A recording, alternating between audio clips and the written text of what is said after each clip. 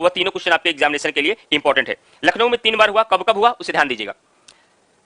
लखनऊ में भी 3 सम्मेलन इलाहाबाद की तरह ही हुए। पहला हुआ था 1899 में, इसकी अध्यक्षता की थी 1899 में, इसकी अध्यक्षता की थी रमेश चंद्र दत्त ने। रमेश चंद्र दत्त ने 1899 के बाद इसकी अध्यक्षता लखनऊ में हुई, सम्मेलन हुआ 1916 में। इसकी अध्यक्षता तो वही की है, 15 नहीं भाई 16 है, बाय मिस्टेक 15 साल लिख दिया था मैंने। 1916 में अंबिका चरण मजूमदार ने की, अंबिका चरण मजूमदार ने की। और आगे चलेंगे फिर आप, तो 1936 में हुआ, इसका किया जवाहरलाल नेहरू ने। जवाहरलाल नेहरू ने। ये सारे क्वेश्चन आपके यूपी स्पेशल में पूछे गए हैं। उसके बाद आपको दूसरा याद रखना, वाराणसी में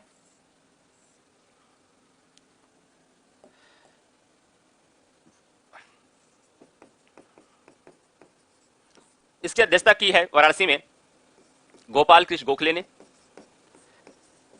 गोपाल कृष्ण गोखले ने। और उसके बाद आपको याद रखना है, कानपुर में हुआ, लखनऊ के बगल कानपुर में 1924-25 में। उसके बाद ध्यान रखिएगा, कानपुर में सम्मेलन जो किया गया, ये कौन सी थी?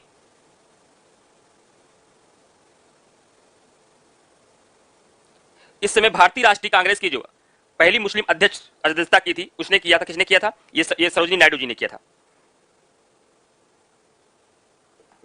सरोजिनी नायडू ने कानपुर में जो सम्मेलन हुआ, अध्यक्षता इसकी की थी सरोजिनी नायडू। इनके बारे में क्या खास बात है?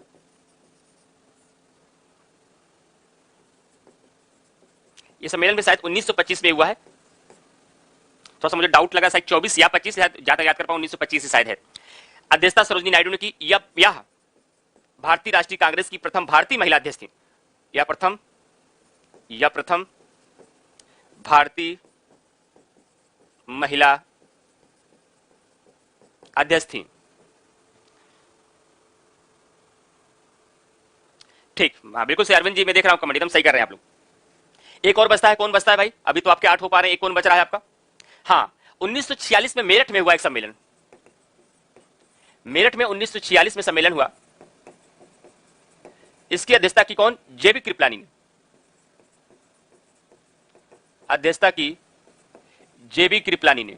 जेबी कृपलानी ने। इसको नोट करिए, फिर मैं आपको आगे चलता हूं, इसका रिवीजन करा करके। 24 में बेलगांव हुआ था, 25 सही है ना? बेलगांव में गांधी जी ने किया था।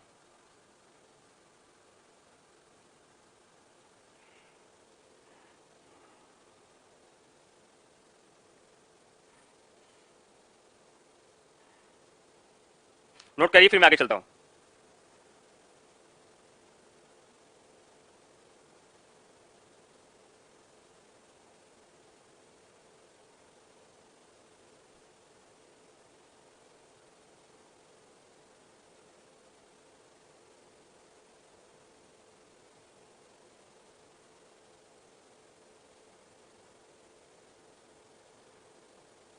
ठीक, 1925 में सही है, कानपुर है। 24 में बेलगांव जी में हुआ था। ठीक, उसको गांधी जी ने सर किया था। वाराणसी का वर्ष नहीं लिखा मैंने, 1905। इसी समय क्या महत्वपूर्ण घटना हुई थी? इसमें समय बंगाल विभाजन, ये महत्वपूर्ण घटना थी। इसमें वायसराय आपके लॉर्ड कर्जन थे। कौन? लॉर्ड कर्जन थे। क्लियर? तो एक बार मैं शॉर्ट रिवीजन कर देता हूं। ये 9 अधिवेशन आपको उत्तर प्रदेश में याद रखने हैं। इलाहाबाद में 3 हुए हैं, जो पहला 1888 में है, उसकी अध्यक्षता जॉर्ज यूले ने किया है। जॉर्ज यूले प्रथम अंग्रेज अध्यक्ष थे। 1892 में यह अध्यक्षता की है इसकी डब्ल्यू.सी. बनर्जी ने। डब्ल्यू.सी. बनर्जी ही भारतीय राष्ट्रीय कांग्रेस की सम्मेलन के प्रथम अध्यक्ष बने थे मुंबई में। और तीसरा 1910 में हुआ, जिसकी अध्यक्षता किसने किया है? विलियम बेडर वन ने। और उसके बाद लखनऊ में 3 अधिवेशन हुए हैं, पहला 1899 में, दूसरा 1916 में, तीसरा 1936 में। जो 1899 में हुआ, उसकी अध्यक्षता किसने की? रमेश चंद्र दत्त ने की। जो 1916 में हुआ, बहुत इंपॉर्टेंट है, वो अंबिका चरण मजूमदार ने की, क्योंकि इसे लखनऊ पैक्ट या इसको लखनऊ समझौता के नाम से जानते हैं। और 9 साल बाद इसी सम्मेलन में गरम दल, नरम दल और मुस्लिम लीग एक हुए थे। 1916 के आगे यदि चलेंगे तो 1936 का अधिवेशन है, जिसे हम लोग कौन सा अधिवेशन कहते हैं, वहां पे जवाहरलाल नेहरू ने इसकी अध्यक्षता की थी। ये 6 तो ऐसे हो गए, 3 तीन अलग अलग हैं। 1905 में बंगाल विभाजन हुआ, उस समय यह सम्मेलन वाराणसी में हुआ और इसकी अध्यक्षता गोपाल कृष्ण गोखले ने की। उसमें भारत के वायसराय लॉर्ड कर्जन थे और इसमें एक महत्वपूर्ण घटना बंगाल विभाजन हुआ था। उसके बाद आपने देखा कि भारत की आजादी के एक साल पहले 1946 में, उस आजादी के समय भी अध्यक्षता जेबी कृपलानी ने ही की थी, लेकिन मैं 1946 में एक मेरठ में सम्मेलन हुआ उत्तर प्रदेश में और इस सम्मेलन की अध्यक्षता जो की थी वो जेबी कृपलानी ने की थी। और इसके बाद 1925 में कानपुर में हुआ, जो पहली भारतीय महिला अध्यक्ष बनी थी सरोजिनी नायडू। जबकि पहली महिला अध्यक्ष की बात की जाए तो इसका आंसर आपका हो जाता है एनी बेसेंट, और इन्होंने अध्यक्षता 1917 में कलकत्ता अधिवेशन में किया था। सर नोट्स में है सब कुछ, तो नोट क्या करें? अभी आप जानते होंगे क्या नोट करना है क्या नहीं करेंगे। किताब में सब लिखा है ऋषभ, मार्केट में कई सारी किताबें हैं, उन किताबों में सब लिखा है, ऐसा कुछ नहीं है जो किताब में नहीं है। तो उन किताबों को ले लिया, पढ़ाई क्यों जाए? तो यही सब फोबिया है, यही सब कमियां हैं जो थोड़ा सा पीछे कर देती हैं आप लोगों को। थोड़ा उससे बाहर निकल के आइए, तो इसी समस्याओं से बचना होता है। नोट्स में तो सब कुछ है, किताब में बाहर मार्केट में बहुत सारी किताबें सब लिखा हुआ है वहां पर, लेकिन वहां पर आपको नोट करने से, खुद का मैप बनाने से, कुछ उसको लिखने से चीजें तैयार होंगी। जो आपके माइंड में है ना वो आपका है, जो आपके नोट्स में है वो आपकी संपत्ति नहीं है, वो आपका है भी नहीं। तो इसलिए ध्यान दीजिएगा कि इस सेक्टर में बिल्कुल मत आइए। गलतियां बार बार कहते हैं, जो नोट्स देने का सिलसिला होता है ना, इसमें कई बार आपको लगता है कि नोट्स में तो सब कुछ है ही है, हम लिखे क्यों, हम पढ़े क्यों? लेकिन ध्यान रखिएगा, जो आप खुद से लिखते हैं ना, जो खुद से पढ़ते हैं, एग्जाम समय में वही स्ट्राइक करता है दिमाग में, नहीं तो सारी किताब की बातें किताब में लिखी रह जाएंगी। तो थोड़ा सा उससे बाहर आइए ऋषभ भैया, ठीक? कोशिश करिए किताब में जो रहे, उसके बाद उसको माइंड में कैसे लाना, उसके लिए अभ्यास किया जाता है, उसके लिए क्लास किया जाता है, नहीं तो किसी क्लास की आवश्यकता नहीं है, सब कुछ है उसमें। चलिए आगे बढ़ते हैं। अब उसके बाद हम दूसरा टॉपिक जो लेंगे, भारतीय राष्ट्रीय 1857 की क्रांति से संबंधित उत्तर प्रदेश के महत्वपूर्ण स्थान। 1857 से की क्रांति से संबंधित उत्तर प्रदेश के महत्वपूर्ण स्थान। उत्तर प्रदेश के महत्वपूर्ण स्थान, यहां से भी एक क्वेश्चन आपके एग्जाम में बनता है, ध्यान दीजिएगा। एक क्या दो प्रश्न यहां से कई बार तो आए हैं आपके एग्जाम में। तो 1857 की क्रांति तो आप खूब पढ़े होंगे, बचपन से पढ़ने का अच्छे से पढ़ रहे होंगे, लेकिन फिर भी कई बार मिस्टेक हो जाती है, उसे आप लोग ध्यान रखिएगा।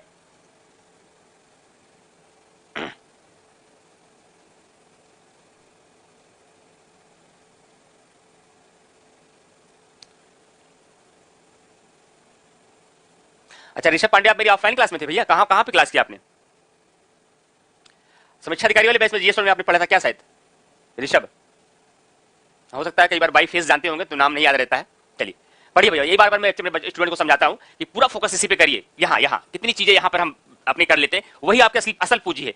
नोट्स की पूंजी आपकी नहीं है, वो तो नोट्स इसलिए आप लोग शॉर्ट बनाते हैं ताकि एग्जाम के पहले उसका रिवीजन कर लें। कौन सा ऐसा माध्यम, किताब के अलावा भी नोट्स बनाने की आवश्यकता होती है? किताब सब रखी है, मॉडर्न हिस्ट्री बहुत सारी किताबें सजाए हैं आपके पास स्पेक्ट्रम भी होगी, आपके पास बिपिन चंद्रा भी होगी, आपके पास और भी किताबें हैं, लेकिन फिर भी क्यों नोट्स बनाते हैं? कि किताब में बहुत बातें लिखी हैं, उन बहुत बातों में हमारे एग्जाम के ओरिएंटेड क्या इंपॉर्टेंट है उसको हम नोट्स बनाते हैं, और नोट्स के बाद एग्जाम में क्या क्या याद रहना है वो हम माइंड में रखते हैं। तो कोशिश करिए हर चीजों को लेकर, चाहे जो भी टॉपिक हो, जो आपके माइंड में तैयार रहे उसी को अपनी पूंजी मानिएगा। जो नोट्स तैयार कर लिया उसको अपनी पूंजी मत मानिएगा, नोट्स तो रिवीजन का कार्य है। शुभम पंडित जी कहे सर मेरा मैसेज ब्लॉक किया गया है क्योंकि बहुत दिन से मैं कुछ पूछ रहा हूं और आप तक मैसेज नहीं पहुंच रहा। नहीं ऐसा कुछ नहीं, ब्लॉक नहीं करेगा आपने, आप तो बहुत बड़े सीरियस स्टूडेंट है भाई शुभम पंडित जी। ब्लॉक कभी कभी ऐसे स्टूडेंटों को किया जाता है, जरूर किया जाता है, जो इलीगल तरीके से कोई उल्टा सीधा कमेंट करते रहते हैं, क्योंकि आ जाते हैं हर बैच में। लेकिन आप लोगों का बैच तो बड़ा खूबसूरत है, इसमें आज तक तो हमारे क्लास में ऐसा कोई बच्चा आया ही नहीं अभी तक कि जिसने गलत कोई कमेंट किया, वैसा तो नहीं हो सकता। हाँ कभी कभी नॉन सीरियस प्रश्न होते हैं तो मैं बता देता हूँ कि ये नॉन सीरियस प्रश्न है।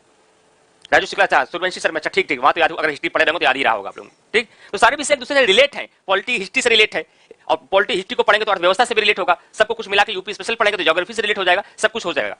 हम मैप से करेंगे, 1857 की क्रांति को भी मैप से करेंगे। पहले इसकी भूमिका को समझ लीजिए। तो भूमिका को इसको आपने बहुत कारण है, आप तो जानिए 1857 की क्रांति जो होती है इसको लेकर के बहुत सारी चीजें होती है। इसके आर्थिक कारण भी अपने हैं, इसके सामाजिक कारण भी अपने हैं, और इसके आपके कुछ तात्कालीन कारण भी आपको बताए गए। तो अलग अलग कारण है 1857 की क्रांति में। जहां एक और आर्थिक कारण के रूप में आपने देखा है कि सरकार की ओर से, अंग्रेजों की ओर से कुछ मनमाने तरीके से कर लगाए गए, टैक्स लगाए गए, मनमाने तरीके से वसूले गए, वो आर्थिक कारण के रूप में था। और सामाजिक कारण के रूप में अगर देखेंगे तो समाज में वो जो भेदभाव था, धार्मिक कारण को इसी में आप ले सकते हैं, सामाजिक और धार्मिक कारण में, कि अंग्रेजों के आने के बाद ये देखा गया कि लगातार जो ईसाई धर्म को अपनाते चले गए, ईसाई धर्म को अपनाने वाले लोगों को एक बड़े बड़े पदों पर बैठाया गया, और जो इस्लामी धर्म को मानने के लिए नहीं तैयार थे, लगभग जो पदों पर थे भी उनको भी वहां से भी नीचे किया गया। कई बार आपस में लेकर के इसी बात को बहुत मतभेद भी हुआ, भारतीयों के मन में इस बात को लेकर वैमनस्य लगातार बढ़ते जा रहे थे। और जो किसानों के साथ इस तरीके से मनमाने तरीके से कर लगाए जा रहे थे, मनमाने तरीके से टैक्स वसूले जा रहे थे, उपज का भाग लिया जा रहा था, तो जब यही सैनिक, क्योंकि जो उस समय का सैन्य व्यवस्था थी, उस समय की सैनिक व्यवस्था में 87% भारतीय सैनिक थे, लेकिन उसी भारतीय सैनिक को जो 13% अंग्रेज सैनिक थे, उनको मुकाबले, उनके कंपैरिजन में उनको जो अधिक वेतन दिया जाता था, उनको ज्यादा वेतन दिया जाता था, उनको ज्यादा रिस्पेक्ट, सम्मान, उनको ज्यादा अधिकार दिए गए थे, जबकि 87% लोग सैनिक थे। और यही सैनिक जब लौटकर अपने घरों में जाते थे, जब देखते थे कि इस तरीके से अंग्रेजों के द्वारा हमारे ऊपर मनमाने तरीके से लगान लगाए जा रहे हैं, मनमाने तरीके से टैक्स वसूले जा रहे हैं, मनमाने तरीके से कृषि की उपज का कुछ भाग लिया जा रहा है, तो कहीं ना कहीं इसकी न्यू, ध्यान से थोड़ा इतिहास में जाकर देखिएगा, तो बचपन से रटते आए, 1857 की क्रांति का कारण क्या था? सैनिक विद्रोह। सैनिक विद्रोह एक तत्कालीन कारण था। किसी एक चीज का जन्म एक झटके में नहीं हो जाता है। ज्वालामुखी और लावा भी जब निकलता है ना, तो एक प्रक्रिया नीचे बहुत दिनों से चलती रहती है, मैग्मा के रूप में पिघलता रहता है। वो पिघलने के बाद जब उसका टेम्परेचर उस लेवल पे आता है, तब ज्वालामुखी फूटता है। उसी तरीके से हमारे समाज में, हमारे इतिहास में, हमारे भूगोल में या कहीं भी कोई भी एक संशोधन होता है, पॉलिटी में पढ़ते हैं, कोई भी एक महत्वपूर्ण घटना होती है इतिहास में, कोई भी एक प्रक्रिया आपका भूगोल में आपका होता है, तो एक दिन का परिणाम नहीं होता है, एक झटके का परिणाम नहीं होता है, बल्कि एक निरंतर प्रक्रिया के धीरे धीरे उसके बीज बनने लगते हैं और एक अपने चरम पर आकर के उभर कर सामने आता है। कुछ लोग कमेंट कर रहे हैं सर यूपी पीसीएस मेंस के लिए आप ऑप्शनल सब्जेक्ट भी पढ़ाते हैं क्या, प्लीज बताएं। नहीं, अभी ऑप्शनल का मेरा कोई क्लास नहीं चल रहा है, मैं केवल अभी जीएस, करंट, यूपी स्पेशल तीनों पे ही फोकस कर रहा हूं। आगे भविष्य में देखते हैं, जब होगा तो अनाउंस किया जाएगा। आगे हो सकता है आईआर के लिए भी अनाउंस किया जाए, आगे गवर्नेंस के लिए भी अनाउंस किया जाए, आगे सोशल इश्यू के लिए भी किया जाए, लेकिन अभी इन्हीं तीन पर फोकस है। तो ध्यान दीजिएगा। तो मैंने क्या कहा कि 1857 की क्रांति को समझने के लिए केवल एक कारण, तो तात्कालिक कारण था उस समय का, लेकिन उसके बीज काफी समय से ही बुझ रहे थे। सामाजिक रूप से भी मैंने कारण बताया, और आर्थिक रूप, राजनीतिक रूप से अगर कारण आप देखें तो राजनीतिक रूप से सबसे बड़ा कारण था उसी समय लॉर्ड डलहौजी आ चुके थे उसके कुछ दिन पहले ही, और लॉर्ड डलहौजी की वह हड़प नीति जैसी व्यवस्था जिसके अंतर्गत उन्होंने सतारा को, झांसी को, नागपुर को किसमें विलय किया था? अपने अंग्रेजी राजनीतिक विस्तार किया था उन्होंने, जो राजनीतिक विस्तार के अंतर्गत सबका इसमें हड़प किया गया था, हड़प नीति के अंतर्गत इन सबको मिलाया गया था, विलय किया गया था। और एक कारण था व्यक्तिगत सिद्धांत, एक बहुत महत्वपूर्ण कारण था। व्यक्तिगत सिद्धांत आप लोग जानते ही हैं कि उस समय अंग्रेजों ने एक व्यवस्था बना दी थी कि जितने भी दत्तक पुत्र होंगे, गोद पुत्र होंगे, उनको अपने उत्तराधिकारी बनाने का अधिकार नहीं होगा। झांसी में यही हुआ रानी लक्ष्मीबाई के साथ, उनके दत्तक पुत्र को वहां उत्तराधिकारी के रूप में शासक, उनको वह कुर्सी नहीं दी गई। ये समस्या कहीं ना कहीं राजनीतिक रूप से थी। सामाजिक रूप से ये समस्याएं आप देख ही रहे, सामाजिक रूप में आप देख रहे हैं लगातार कि ईसाई मशीनरियों इसमें काफी तेजी से काम कर रही थी। ईसाई धर्म का प्रचार प्रसार बड़ी तेजी से हो रहा था, और उस धर्म को अपनाने वाले लोगों के लिए उच्च पदों पर स्थान दिया जा रहा था, और सामाजिक बहुत भेदभाव उस समय किए ही जा रहे थे। आर्थिक रूप से आप देख रहे थे कि लगातार आर्थिक रूप से आप सेना में ही देख रहे थे कि सेना में जहां एक तरफ 87% भारतीय सैनिक थे, उनके वेतन में और अंग्रेजी सैनिक में उसी कार्य के लिए उनको वेतन अधिक मिलता था, इनको वेतन कम मिलता था। तो बहुत सारे ऐसे रीजन हुए जो धीरे धीरे उनके मन में उभर रही थी। लेकिन उन्हीं कारणों में से जो सैनिक विद्रोह होता है, सैनिक विद्रोह का जो सबसे मुख्य कारण था वह धार्मिक कारण ही था। क्योंकि आपको पता है कि एनफील्ड राइफल को जो खोलने के लिए जो उसमें कारतूस लगाना पड़ता था, उस कारतूस को मुंह से खोल के उसमें लगाना पड़ता था, और उसी कारतूस को लगाते समय उसको जो मुंह से लगाना पड़ता था, उसमें जिस कारतूस में जिसका प्रयोग किया गया था वह सुअर और गाय की चर्बी का प्रयोग था। ये सबसे तात्कालिक कारण बना, और गाय और सुअर की चर्बी का प्रयोग होने की वजह से यही बात सबसे पहले सैनिकों के मन में हुई, क्योंकि ये धर्म के साथ खिलवाड़ होने लगा। उससे पहले बहुत सारे कार्य किए गए, मन में गुस्सा, मन में आक्रोश, मन में उनके प्रति टीस बहुत दिनों से चली आ रही थी भारतीयों के मन में अंग्रेजों को लेकर के। लेकिन पिछले 200 वर्षों में भारतीयों की तरफ से अभी खुला विरोध नहीं किया गया। लेकिन कहते नहीं है कि किसी भी चीज की जब अति हो जाती है तो अति होते होते कोई एक दिन का कारण बनता है। घर में जैसे सास बहू डेली देख रही हैं, खाना बनाती हैं, अपने हस्बैंड को दे रहे हैं, हमको नहीं दे रहे, गुस्सा चल रहा है मन में, खाना आई, नंद आ गई, इनको पूछ ही नहीं रही है, कुछ बात हुआ, कुछ पूछ रही है, जवाब ही नहीं दे रही है, सुबह उठना 6 बजे उठ रही है, 8 बजे। एग्जाम्पल बता रहे हैं, आज की बहू बहुत समझदार है, बेटियों ने बहुत बड़ा कार्य किया है, इसे मैं कुछ नहीं कह रहा हूं, लेकिन मैं एग्जाम्पल बता रहा हूं। लेकिन जब इस तरीके से सासू जब कम्मा के मन में काफी दिनों से आपको लेकर आक्रोश बन रहा है, और एक झटके में जिस दिन एक छोटी सी भी बात हो गई कि सावन कहां रखा है, उन्होंने जवाब कुछ दूसरे तरीके से दिया, तो उसी दिन सारा गुस्सा फूट पड़ा, जो विगत कई दिनों से उनके मन में जो आक्रोश बना हुआ था। उसी तरीके से तो ये जो 1857 की क्रांति का जो विद्रोह हुआ, इस विद्रोह के पीछे की घटना काफी समय से थी। एक लंबी पृष्ठभूमि के माध्यम से स्थितियां धीरे धीरे आक्रोश के रूप में भारतीयों के मन में, हर वर्ग में, हर तबके में धीरे धीरे बन रही थी। लेकिन उसी समय जब ये एनफील्ड राइफल की बात आई, तो क्योंकि धार्मिक मामला था, और धार्मिक मामलों के रूप में आप समझ सकते हैं कि जहां एक और गाय जो था,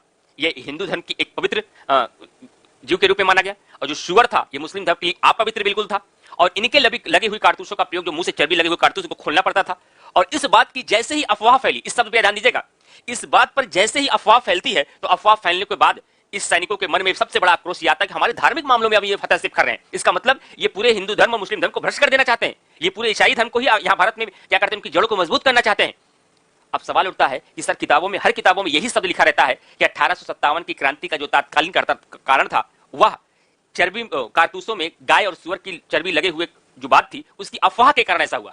जैसे मैं अफवाह शब्द का एग्जाम्पल देता हूं, तो अफवाह सल का अच्छा एग्जाम्पल अच्छा लगा, तो एग्जाम्पल कोई बना बनाया नहीं, तो जो एग्जाम आ गया मन में, हाँ ये एग्जाम्पल हो सकता है इसका, तो ठीक होता है। चीजें ऐसी होती है, कोई भी विषय हो, कितना भी कठिन विषय हो, अगर एग्जाम्पल उसके साथ साधारण सा मिल जाए तो एक छोटे से बच्चों को भी चीजें बड़ी आसानी से समझ में आती है। तो आप लोग तो बहुत सीनियर लोग हैं, बहुत ठीक ठाक माइंड है आप लोगों का, तो आराम से समझ सकते हैं। तो उसी समय ध्यान दीजिएगा, हर जगह एक शब्द का प्रयोग किया जाता है, उस समय ये अफवाह फैल गई। तो सवाल उठता, अफवाह तो अफवाह होती है, अफवाह में वास्तविकता नहीं होती है, अफवाह में सच्चाई नहीं होती है, तो क्या ये अफवाह ही थी या वाकई इसके पीछे कुछ ठोस प्रमाण मिले हैं? तो प्रमाण के रूप में किसी किताब में स्पष्ट रूप से इसकी बातों का वर्णन नहीं किया गया है।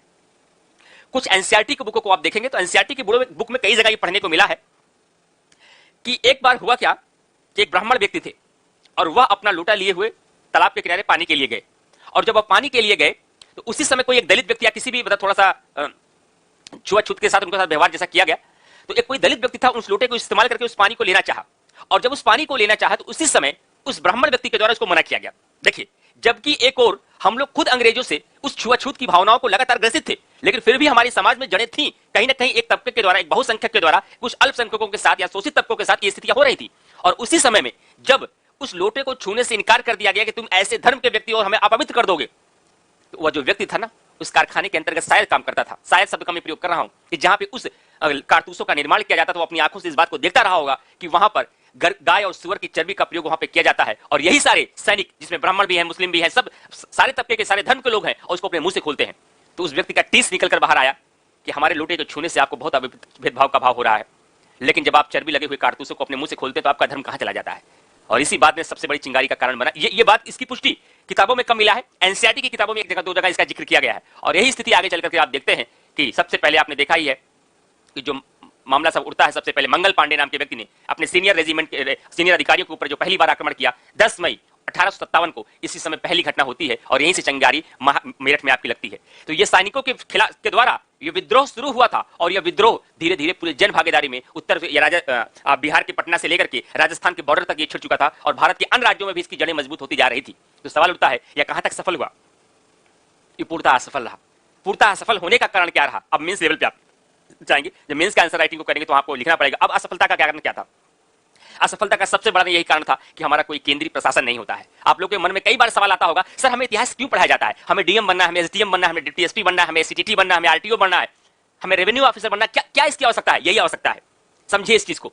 जहां एक तरफ आप अंग्रेजों को फूट डालो, राज करो की नीति से ये समझ में आती है कि हमें किस तरीके से डिवाइड करने के बाद चीजों को किस तरीके से हम असफल होते हैं, वहीं दूसरी तरफ आपको ये भी मिलता है कि जब तक किसी भी चीज का कोई केंद्रीय प्रशासन नहीं होगा, सेपरेशन ऑफ पावर नहीं होगा, तो इतिहास गवाह है हम हर जगह असफल होते जाएंगे। तो 1857 की क्रांति पढ़ने के पश्चात एक सिविल सेवक को सबसे बड़ी सीख यही देती है कि किसी भी जगह एक केंद्रीय प्रशासन का, एक नेतृत्व का होना कितना आवश्यक होता है। बगैर एक बेहतर नेतृत्व के, बगैर एक केंद्रीय प्रशासन के आप कभी भी आगे नहीं बढ़ सकते।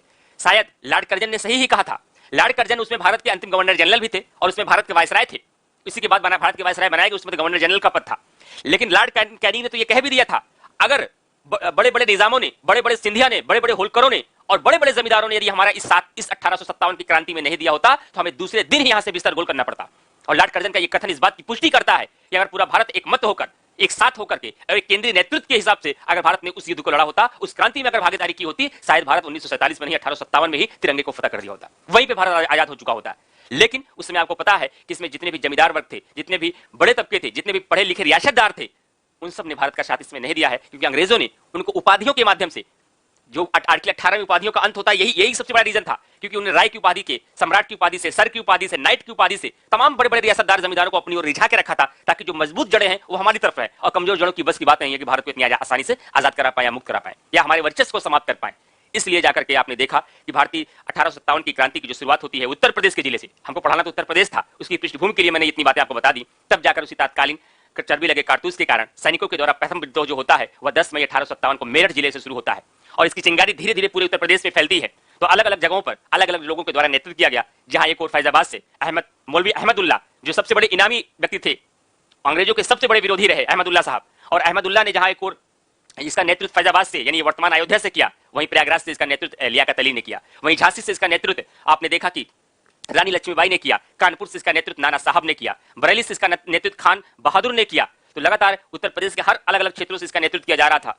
लखनऊ से इसका नेतृत्व बेगम हजरत महल ने किया, लेकिन बावजूद इसके अंत में जाकर यह असफल रहा, क्योंकि इसका कोई केंद्रीय नेतृत्व नहीं था, और इसमें भारत के सभी लोगों ने अपनी इसमें भागीदारी भी नहीं की थी, इसलिए जाकर यह असफल है। लेकिन पूरे ब्रिटिश साम्राज्य की नींव हिल चुकी थी, इसीलिए शायद महारानी विक्टोरिया ने ब्रिटिश ईस्ट इंडिया कंपनी के शासन को समाप्त करके उसको अपनी पूरी शक्ति को, पूरे नेतृत्व को अपने हाथों में ले लिया कि यह घटना दोबारा हुई तो हमें अपने पांव पसारने होंगे भारत से, और इसीलिए गवर्नर जनरल के पद को समाप्त करके महारानी विक्टोरिया की तरफ से जो नेतृत्व करने वाला व्यक्ति था वह वायसराय का पद था, और भारत के अंतरिम गवर्नर जनरल लॉर्ड कैनिंग था, और यही भारत के प्रथम वायसराय भी लॉर्ड कैनिंग थे। और यहां तक कि एक स्टेटमेंट इसी 1857 की क्रांति से और पूछा जाता है कि जहां एक तरफ झांसी से नेतृत्व रानी लक्ष्मीबाई कर रही थी, तो रानी लक्ष्मीबाई ने अपने नेतृत्व करते हुए जब अपने युद्ध में उन्होंने वीरगति प्राप्त हुई, तो हीरोज नाम व्यक्ति से उन्होंने अपना अंतिम युद्ध लड़ा था। मैंने आपको बताया भी था जब रानी लक्ष्मीबाई के बारे में, और वो हीरोज ने हराया तो जरूर, वीरगति इनको प्राप्त हुई, वह विजयी रहा, लेकिन फिर भी जाते जाते कहता है कि पूरे हिंदुस्तानी क्रांतिकारियों में सोई हुई महिला अकेली मर्द है। ये स्टेटमेंट भी आपके पीसीएस में कई बार पूछा गया है। तो इतनी बेसिक सी बातें थी 1857 की क्रांति को लेकर। बाकी मेंस लेवल पे आपको इतिहास वाले सर बेहतर तरीके से बताएंगे, प्री लेवल पे भी मैंने यूपी से रिलेटेड जो बातें थी उसकी भूमिका के रूप में आपको मैंने समझाने का प्रयास किया। अब हम केवल देख लेते हैं इसके क्वेश्चन कैसे हैं। सर मैं पूछ रहा हूं कि जो मैं नोट बनाया हूं मैं उसको चेक कैसे करवाऊं, मैं नोट चेक करवाना चाहता हूं। आपसे एक बार पूछा था नोट कैसे बनाए, तो शायद समय न मिलने के कारण आपने नहीं बताया था, हम अपने से बनाना शुरू कर दिए, तो आपको चेक कराना चाहते हैं। तो चेक तो कैसे मैं बताऊं, चेक करने के लिए कोई सुविधा तो नहीं है फ्रेंड्स, ठीक है। अगर नोट्स आपने बनाया तो एक बार भेज दीजिएगा, मेरे व्हाट्सएप पे एक बार देख लूंगा। नोट्स तो बनाने के लिए चेक क्या करवाना भाई, क्लास हाई स्कूल इंटर के तो हम लोग रह नहीं गए बच्चे, सब लोगों को पता है कि कैसे कैसे क्वेश्चन एग्जाम में आते हैं और क्या क्या होता है। तो ध्यान रखिएगा, फिलहाल मेरे नंबर पर सेंड कर दिए, मैं देख लूंगा। अगर आपकी ऐसी इच्छा है तो 70 68 50 72 75 नाम लिख दीजिएगा नीचे, मैं देख लूंगा नोट्स कैसा है। शॉर्ट नोट्स बनाइए, नोट्स में चेक करवाने की क्या बात है, आप लोग इतना समझ तो है कि नोट्स कैसा है। फिलहाल आप भेज दीजिएगा, मैं देख लूंगा, ठीक है, कोई बात नहीं। बिल्कुल बिल्कुल दिव्या मिश्रा, बहुत अच्छी बात है। अब आगे चलते हैं, तो देख लेते हैं कौन कौन से मैपिंग के माध्यम से कहां से इसकी शुरुआत की गई, क्या क्या यूपी से प्रश्न बनेगा उसका मैं डिस्कस कर देता हूं। भूमिका के रूप में मैंने एक बार समझा दिया आपको, और उम्मीद करता हूं इतिहास में फिलहाल आपने इतना पढ़ा भी रहा होगा।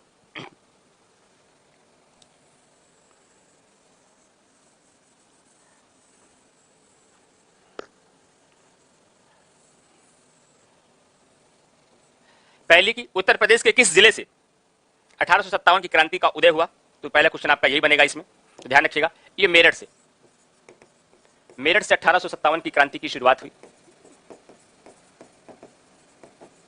हुई और उसके बाद इसका नेतृत्व यदि बात की जाए फैजाबाद यानी कि वर्तमान में अयोध्या से किसने किया था नेतृत्व, तो मौलवी अहमदुल्लाह ने। सारे प्रश्न एग्जाम में पूछे गए हैं। मौलवी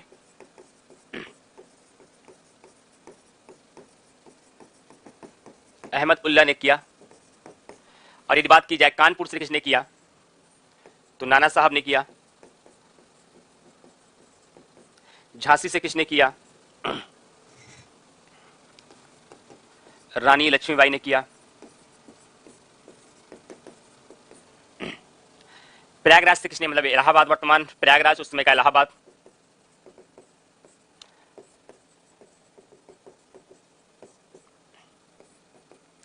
लियाकत अली ने किया।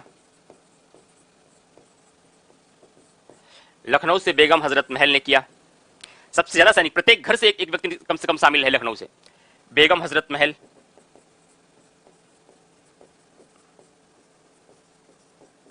और बरेली से खान बहादुर ने किया।